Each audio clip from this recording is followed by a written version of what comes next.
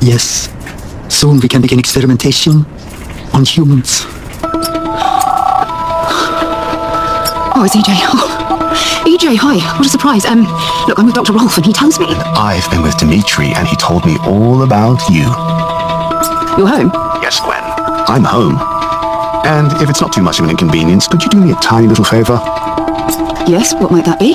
Get your ass over here, now!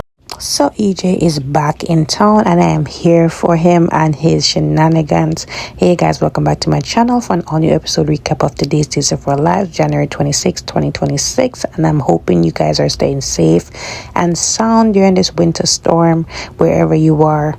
Now, Gwen is just frustrated because she, of course, has been cut off from Dimitri's fortune and she's looking to make back her returns on this experiment that Dr. Rolf has been concocting. And he's telling her that he understands that she wants to make the financial returns, but it takes patience and she's running out of that. Now he tells her that the rats that he has been working on, the dead rats, it seems as if they've been brought back to life doing dancing or whatever. So now she's excited and she can't wait to tell EJ the good news. But then EJ calls her and EJ said, before she could even tell him the good news, EJ said, I just had a chat with Dimitri. So she's surprised, like, you're back home. So he said yes. Now, can you do me a favor? So she said okay, because she at this point is just kind of scared of what EJ might say. So he says, you need to get your blessed assurance back over here. We need to talk. So she makes her way over there and EJ is just pissed off at this point. He's asking her, like, why did you bring Dimitri here? Like, he could mess up whatever we have going, because again, it's not really your money, it's really his money that is really fueling this thing. And this could go blow up in our faces. So she said that she has it under control, and we finally can see that she had something to do with it. She and EJ have something to do with it, with Dimitri being captured and all of that. So EJ is upset because Gwen is using her ego and just her just wanting to enact revenge on him and Leo. And he just feels as if she let it get the best of her and possibly mess up what can possibly bring them a lot of dough. So she's saying, relax, I got it under control. I'm gonna make sure that Dimitri is not gonna mess up our plans. I'm gonna pin the mirror disappearance on him, and also I'm gonna get my hands back on this fortune. Now, once he's framed for this, he goes to jail and I still hold on to the fortune. I will go straight to the bank. So EJ is skeptical because he's saying, look, I don't think this is going to work out. How do you know it's not going to backfire in your face? And she's confident of that. She tells him about what Dr. Rolf said about the dead rats being back to life, and that they can potentially use it to bring back humans back to life. Now, a lot of people are speculating who's going to be brought back to life, who's in that I don't even know what you call that, like a tube. So it could be Abigail, it could be Stefano, I don't know who else they would want, Lexi. It's a lot of people that could possibly be brought back to life, but I don't know. Part of me thinks it's Lexi because I saw in one of the promos where EJ brought Paulina to that secret lab, and he was showing her who was in the tube. Now, why would he bring Paulina, somebody that he doesn't really care for, or she doesn't care for, right there? Like, what's going on there? Now, Kat and Rafe, they had a little chat about, what's been going on with them regarding the investigation. And she said to Rafe that Mark was not able to give her the passcode to the secret lab. He was going to look for the binder himself. And it turns out that, it wasn't even there in the beginning. But, at this point, she's just going to wait to try again, until EJ gets back in town. If only she knew he already is in town. But anyways, Rafe and her started, comparing notes, and Rafe tells her that Kristen wants to team up with him to take down EJ because of what he did to get Rachel into Bayview, what his role was in that. So she said, do you trust it? So he said, it could backfire, it could blow up our whole investigation. I'm gonna, talk to the guys at the bureau and see what happens. Now, they also are still planning to go to Alemania, him and Eli, to figure out, who's really behind the Demare disappearance, also who the bones might belong to, because, it could be Stefano's, and, it's not far-fetched for them to bring Stefano back to life. It's been done so many times. It was also in like a chip ingrained into Steve's head years back. So at this point, you can't put nothing past the Demares and their knack for just bringing back people from the dead. Now, at this point, Rafe did get a confirmation from Shane that, they knew who the bones belonged to. We already know from the week's spoilers that it's Stefano's bones. The thing is, who's going to claim the fortune? Because Rafe did say that, because he's been declared dead, for 7 years now, it's been no body, no trace of Stefano. But now, since it's 7 years, somebody has to claim the fortune, right? So let's see how this goes. This is going to be interesting. Kat also got text from Rita that EJ's back in town, so she had to go her way over to Demare Mansion, and she saw him and Gwen, I guess, cheers into what may be a revolution, what may make them filthy rich.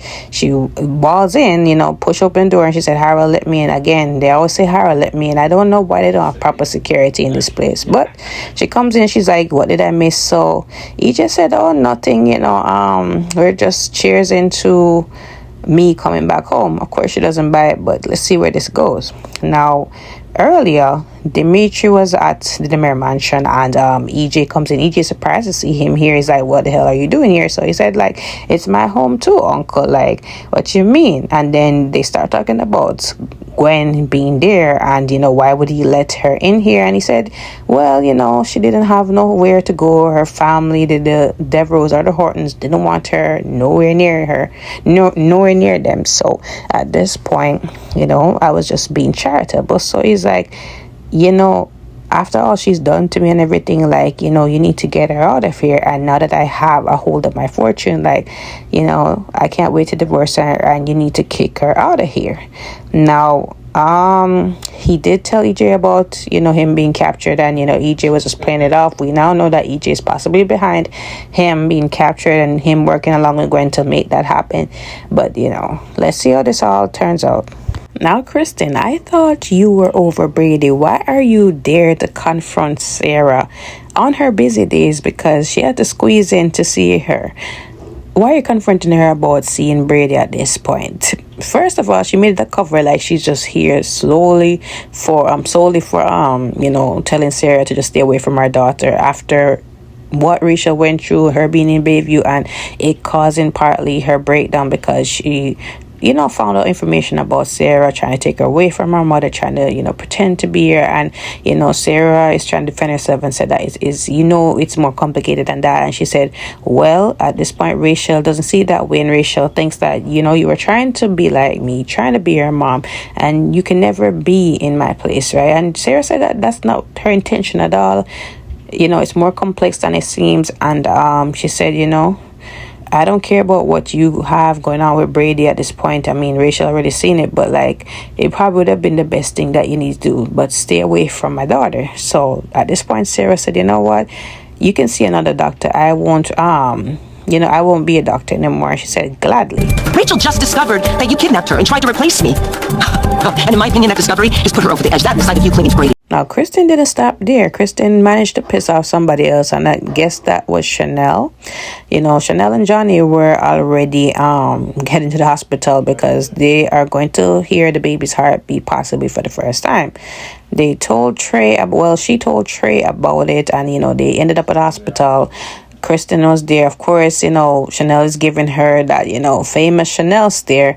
And, she's like, what are you doing here? You're supposed to be in jail. So, Kristen, made it more awkward between her and them, saying to Johnny, you're not going to hug your auntie and everything. So Johnny tried to keep it really cute and everything. And he tells Chanel not to overly stress over that. Don't worry about that. We will find out after the hearing happens. So don't worry about it. Of course Chanel's hurt because of what Kristen supposedly put him and put them through, and wasted a lot of their lives in court. So she's not really feeling Kristen at this point. Now at their ultrasound appointment, they were able to hear a heartbeat. Everything seemed good. Her and the baby seemed good, and there's a low chance of her cancer going back. So everything is working out in their favor, and Johnny is just happy that they're both healthy, and he's sorry about how he came across. Again, I don't see why he's apologizing to her, because again, he was just really worried about her health. He was just really concerned. So I don't see why he's apologizing. But she said, no need to dwell on that. We're going to, be added to our family. We already have 3, and now to have a healthy pregnancy, another, child coming to our family is just a beautiful thing.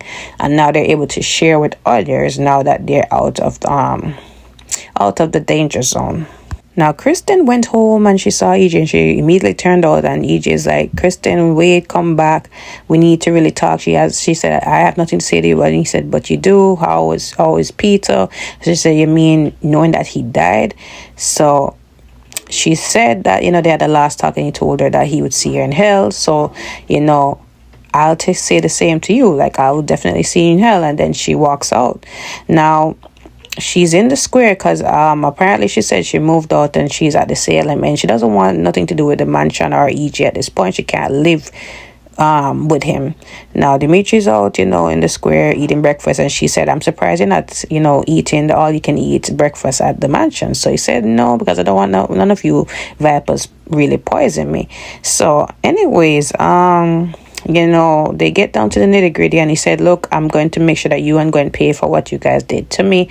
And she said, you really have some nerve, and you're just like your mom and all of that, blah blah blah. So she made a dig first at his mom, then he made the dig back at Peter, and she said, don't you dare say that name. And I said, ooh, touchy. So anyways, he said, well, he got his fortune back and he's gonna divorce her shortly. And she said, speaking of fortune, you owe me, right? So he said, really, I think it's blackmail for you for keeping the secret with me and Leo, but now that I'm out and gay and proud, I have nothing to owe you, right? So at this point he said, but you know what you can do? And I don't know, Dimitri was coming with the clapbacks today. He told Kristen that, I can smell your stench of the hospital and of the jail cell. You need to go back to the mansion and get a proper shower. I'm like, why is this man comical at the same time being a royal ass? But anyways, that was it for today's episode, guys. Don't forget to like, follow, and subscribe to my channel. Comment below your thoughts on today's episode. Also, do you think the Bones, it's gonna point us in another direction than Stefano? Because it's just too obvious. But let's see how the week goes. All right, guys, I'll see you tomorrow.